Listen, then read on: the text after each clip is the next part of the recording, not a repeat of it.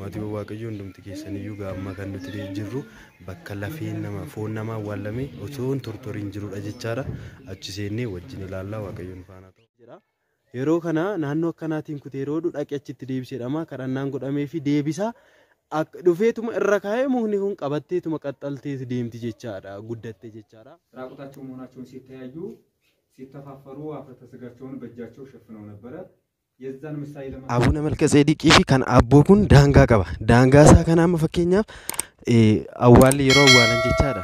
walakkaa yoo ta'e daangaa Malkeጼዴቅii fi daangaa Abuyee Gabra Manfas Qidduus yoo ta'e gara Abuyee sun ni tortora kan gara qulqullicha Malkeጼዴቅ immoo akkasumatti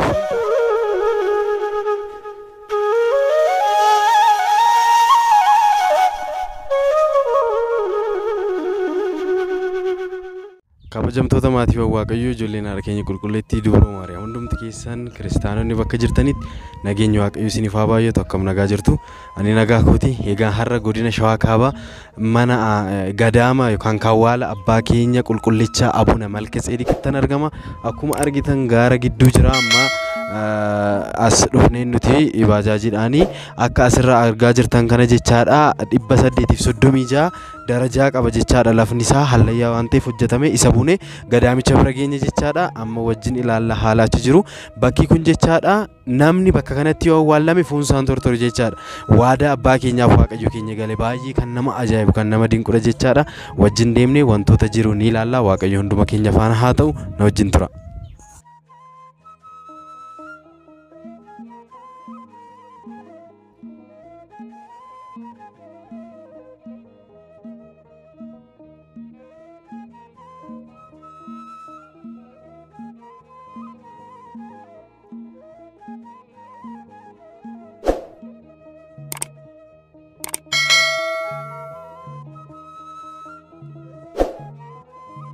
Maatii waaqayyoo gaamma margaa kan kana la darajaa kana deemaa jirra achi deemaa jirra waaqayyoon dhuma keenya faana haa ta'u achi maagoo gaara hallayyaa qaba egaan darajaa kana yookaan karaan kun akkasin turre dura akkasumas hallayyaa waan tureef darajaa kana kan hojjete Kaarli namicha jedhamu namichi kun dhalootaan Jaarmaniidha garuu biyya Itoophiyaa keessatti biyyoota hunda keessa naannee Shawaa Baasii Waalixas osoo gosaaf sanyiidhaan addan qoodiin biyya alaatiin jechaadha waan akkanaa kana karaa dildila faariqicha garaagaraa manneen barnoota kana malee immoo hospitaala garaagaraa illee uummataaf ijaaree kan tajaajilaa jechaadha namichi kun amma lubbuudhaan illee jiru haa ta'uutiin hojii isaa kun itti fufee ammallee hojjetamaa jira jechaadha kanaaf deemaa jirra amma waaqayyoon wajjin haa ta'u bakka kana kan isin ajaa'ibu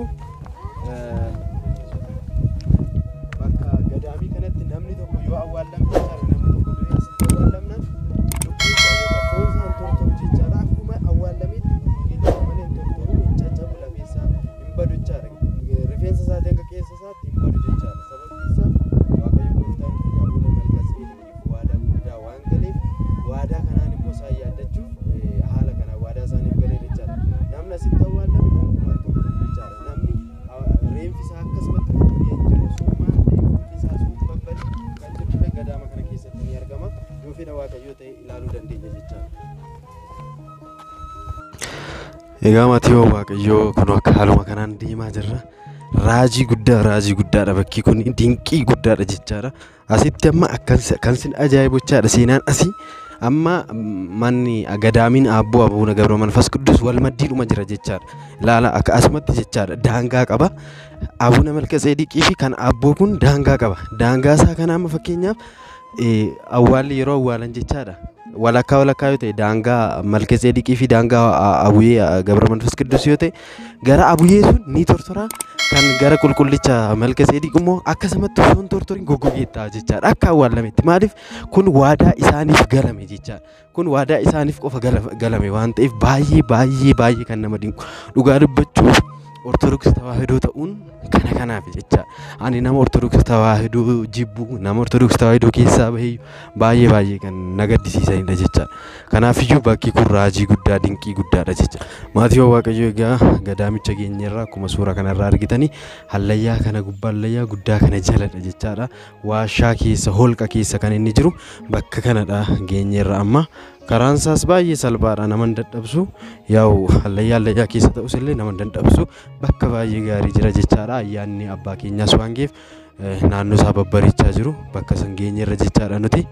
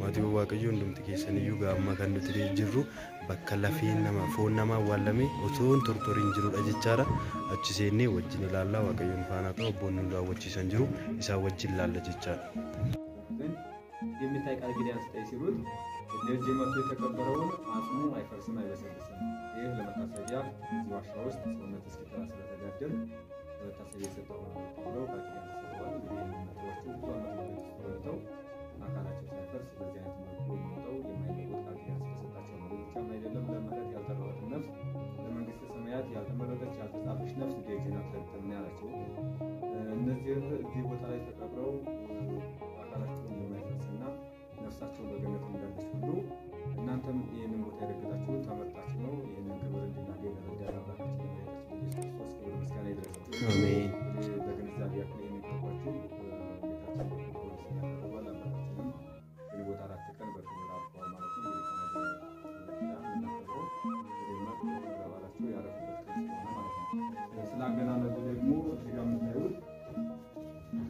አዳምና ሔዋን በገነት ውስጥ እያሉ ልብሰ ብርሃናቸው የእግዚአብሔር ጸጋ ነበረ ጸበለስን ከበሉ በኋላ ግን ልብሰ ብርሃናቸው ሲገፈፍ ራቁታቸው መሆናቸውን ሲተያዩ ሲተፋፈሩ አፍረተ ሥጋቸውን በእጃቸው ሸፍነው ነበረ የዛን ምሳሌ ለማስረዳት መምናን በዚያ መንገድ ይገለጻሉ የመምናን አገናነዝ እዚህ ጋር የምታዩት የዲያቆናት አገናነዝ ነው ዲያቆናት እግዚአብሔር ለማገልገል ካህናትን ለመርዳት ለተልእኮ መፈናቸው ለማስረዳት በዚያ መንገድ ይገለጻሉ ይሄው አገናነዝ ነው ካህናት የጌታችን ኢየሱስ ክርስቶስን መከራ መስቀሉን እያሰቡ መስቀሉን ተሸክሞ የማገልገላቸው ስለማስረዳት በዚያ መንገድ ይገለጻሉ እዛ ጋር የምታዩት ህፃናቶች ናቸው የህፃናት ያለው የለገደ ቢሳኑ ነገር ስለሌለ ህፃናቱ በዚህ አይነት መልኩ ወጥተዋል ማለት ነው ሌላው የአቀባበሩ ስነ ስርዓት እዚህ ቦታ ላይ በሳት መቅበር አይቻልም በሳት ነው የተቀበረ ቃል ኪዳን ተሰጥቷል ስለሆነ አፈር የሚያገኝ ሳት ነው ስለዚህ ሳቱ እንደምታዩት ብዙ ዓመት ቆይቶ በዚህ አይነት መልኩ ሳይበሰብስ ወጥቷል ውስጥ ያለው ግናትን ይፈሳል የቃል ኪዳን አፈር ስለሆነ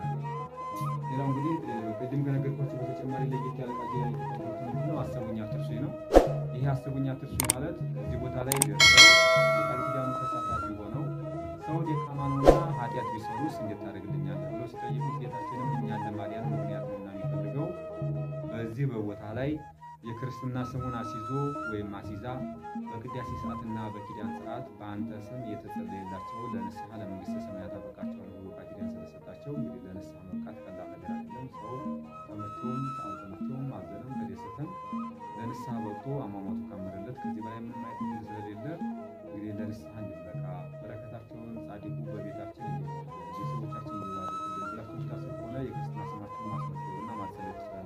ለመባ ያክል ገንዘባችሁን ለማስያለማዜ ተጨማሪ በረከት ስለምትናፈቁ 100 ብር ያስከፍላል።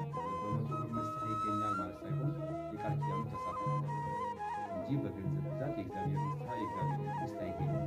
ነገር ግን በጥቂት መባችን ብዙ በረከት ስለምናገኝ በዚህ መሳተፍ ትችላላችሁ። ሌላው እዚህ ቦታ ላይ ፈዋሽ ማርነታቸው አለ። ይህ ፈዋሽ ማርነታቸው በጸበል ተበጥብጦ በባዶ ወደ የሚወሰደው ምናምን በጸበል እየበጠበጡ ጠጥተው ተቀብተው ከየትኛውም ደዌ ተፈውሰዋል። ከኤችአይቪ ወደ ውጭ ሳይቀር ተልኮ የኩላሊት ጠጠር ወጥቶላቸው እንዲሁም ጀርባቸው የሚያማቸው እና የውስጥ ደዌ ያለባቸው እየበጠበጡ ጠጥተው የፈውስ ተካፋይ ሆነዋል። እናንተ ትችላላችሁ። ሌላው ቅባ ቅዱስ መስቀል፣ ቲሸርት፣ ጋቢ፣ ነጠላ መስፈልጉ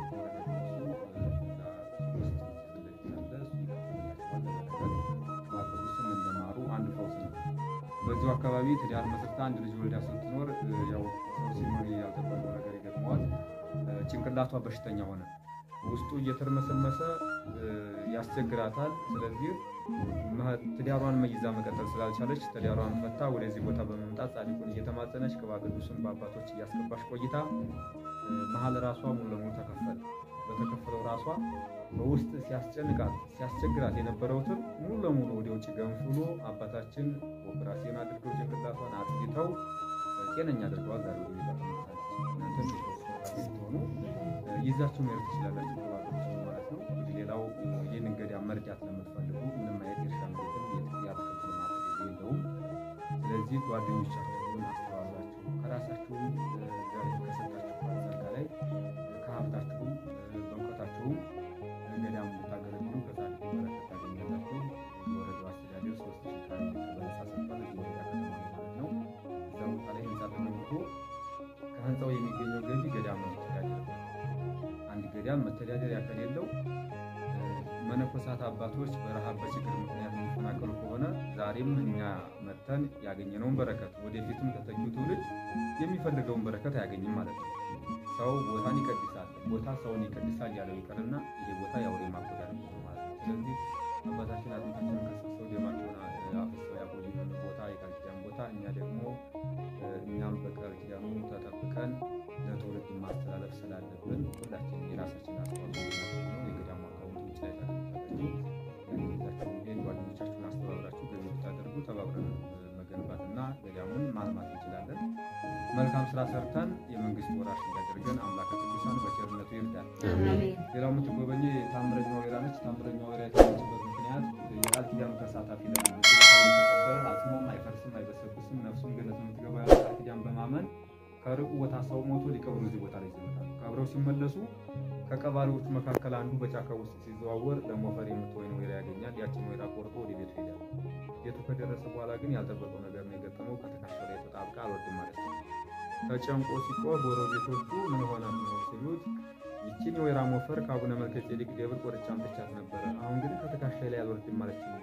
ምን ላድርግልኛላችሁ ሲላቸው ይሄ ጻድቁ ታምር ነው እዛ ቦታ ላይ ተብሎ በካህናት ምዛዜ መሰረት በሬውን ተስሎ ለዘላለም ማትወርድ ስለመሰለው እየተጨነቀ ጻድቁን እየተማጸነ ቆረጠባት። ጉቶ ጋር ሲደርስ እየነጋ መጥቶ እንደተሸከመ ከተካሻው ላይ በራሷ ጊዜ ብድግ ብላ ተቆረጠችባት። ጉቶ ላይ ቀጥ ብላ ለምለማለች። እንግዲህ ለዛችሁ ወይራ ቃል ኪዳን ሰጥቷታል።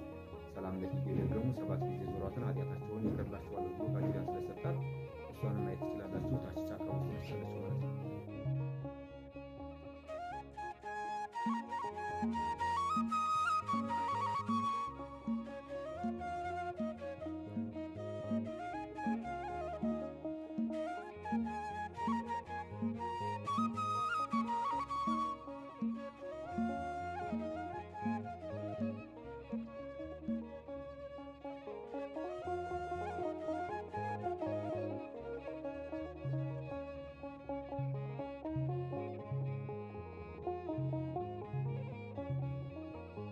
Egaa maatii waaqayyo bakka kanaan nan gahaa yaannee tajaajilaaf akkuma beektanii waarkaa miidiyaa Qusfaan mana amantaa dhufne wantoota tajaajilaaf ta'an sun kennee jechaadha.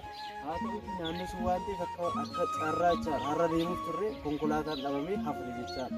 Waaqayyo kana nu agarsiisu jechaadha. Kunoo bakki isaa baay'ee kan namatti toludha. Gadaamichi immoo waan hojjeta waan takka hin qabu gadaamichi akka gadaamota biraa miti. Kanaafiyyuu bakka kanallee akka gargaartan akkaawuntii isiniif jira. Hundumti keessan bakka kana dhuftanii jechaadha. Asitti kan jiru eminatiin isaallee dammadha jechaadha. Eminatii dammaatu jira. Dammaan qarshii 30 qofaan bitattanii akkattiin fayyidan isiniin jedha maqaa waaqayyootiin bakka kana dhufuu qabduudha bakka. Egaa waaqayyo hunduma keenya faanaa ta'u amma immoo kan deemnu bakka ijaarsa raajii guddaa irratti raawwatame tokko achi ilaaluu deemaa jirra. Kanaafiyyuu waaqayyo hunduma keenya faanaa ta'u achi deemnee immoo ilaalla. Ati waaqayyo gaamma akkuma arginu bosona bichaadha kuni naannoon kuni bosona jira namichi amma kan nuti deemnu asirraa beeksisni tokko ni jira jechaadha. Wada Taamiranyaawa Yeweeraa Moofar የሚያመለክት መንገድudha barreeffamni kuni kun wada bakka raajiin ejersaatti mul'atu jechaadha. Moofara jechaan meeshaa qonnaa keessaa isa tokkodha. Namicha wayii naannoo kana boo'ichaaf dhufee muka kana keessa naannoo kana keessa deddeemee yaa'u namni baadiyyaa muka bakka qonnaaf maalii ta'u ni ilaallata waan ta'eef naannoo kana dhufee meeshaa qonnaa ilaallatee kutatee gala. Yeroo kutatee galu kanatti mana isaa yeroo gahu gateettii isaarraa bu'uu diddi jechaadha. Gateettii isaarraa bu'uu diddee yeroo kana gateettii isaarraa bu'uu yoo diddu eessaa kuttee muka kanaa jedhama. Mukni isaa akkuma argaa jirtan kanadha jechaadha. Mukni isaa bakka isa kanadha jechaadha. Kunoo ofitti gottotee sirriitti agarsiisaa jira. Mukni kun iddoo ilaala akka waan ta'e qaba akka gurcuu iddoon qabu sunitti jechaadha. Namichi kun mana isaa ga'ee eessaa kuttee muka kana yeroo dhabu naannoo akkanaa kanaan kutee egaa raajii waaqayyo guddaadha waan ta'eef maqaa waaqa keenyaa kan ulfaate nuuf haa ta'u bakki kun bakka raajiin kun itti raawwatedha jechaadha. Egaa namaatii waaqayyo hundumti keessaniyyuu gaa bakka kana daawwannee raawwanneerra amma gara olii bahaa jirra. Xumurreerra jechaadha. Egaa waaqayyo hunduma keenya faana haa ta'u waaqayyo sinaa eegu sinaa eebbisu. Naannoo kana dhuftanii akka daawwattan siniin jira sabiskiraayib gochuu hin dagatina. Egaa maatii waaqayyo hundumti keessaniyyuu gadaamicha yookaan kaawwaalicha ol dhufne amma deemsa keenya eegallee irraa galuufi egaa amma bu'uuri kun jira darajaa 836dha.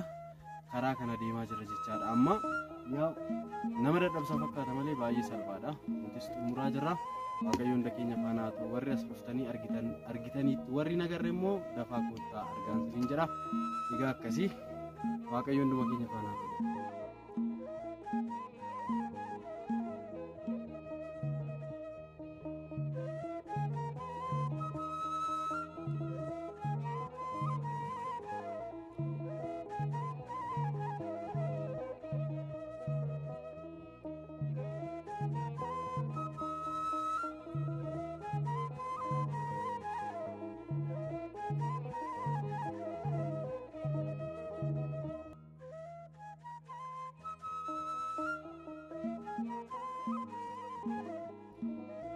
Egaan maatii waaqayyo hundumti keessanii akkuma argitan gaara isaas xumurree kunoo dhufneerra raawwannee jechaadha galuufi waaqayyoof galannee haa gahu. Egaan viidiyoo kana kan laaltan hundi keessaniyyuu duraaf maamilli keenya afaan Amaariffaatiin kan dubbatan isaanii gadaamiin kun misooma tokkollee hin qabu galii kan irraa argatu waan takka hin qabu waan ta'eef namoonni gadaamiin kana gargaaruu barbaadan hundumti keessaniyyuu yaada qabdanii humna qabdanii qarshii qabdanii gargaaruu dandeessu. Akkaawuntiin mana amantichaa yookaan gadaamii kana asirra kan jirudha jechaadha. Hundumti keessaniyyuu akka gargaartan maqaa waaqayyootiin isin gaafanna. Egaan hundumti keessaniyyuu kiristaanonni bakka kanas dhuftanii akka eebbifamtan isiniin jedha. Waan gargaaree waaqa hundumti keenya maqaa isaa kan kabajaniif kan dhufaataniif haa ta'u biyya keenya Itoophiyaa nuuf haa yaaddatu. Egaa nuufis jaalala tokkummaa nuuf haa baay'isu warroota dhukkubsatan nuuf haa fayyisu kan du'anillee mirga isaatti nuuf haa yaaddatu. Warra biyya alaa jiran hunduma isaaniiyyuu nagaan godaansara kan jiran gara biyyaatti nuuf haa galchu. Waaqayyo abboota keenya nuuf haa eegu nagaan biyya keenya Itoophiyaaf galatoomaa ulfaadha.